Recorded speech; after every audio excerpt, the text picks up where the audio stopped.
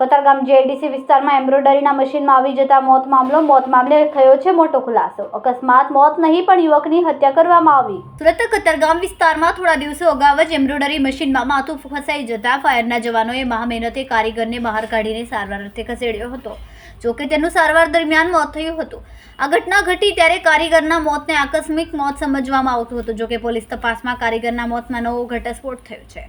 કારીગરનું મોત આકસ્મિક ઘટનાના કારણે નહીં પણ સાથી કર્મીએ ગળું દબાવવાના કારણે થયું છે। અહીં ઉલ્લેખનીય છે કે મૃતક અને આરોપી બંને વચ્ચે સમલૈંગિક સંબંધ હતા। આ સમલૈંગિક સંબંધના વિડીયો ડિલીટ કરવા બાબતે હત્યા કરવામાં આવી હોવાનો ઘટસ્ફોટ થયો છે।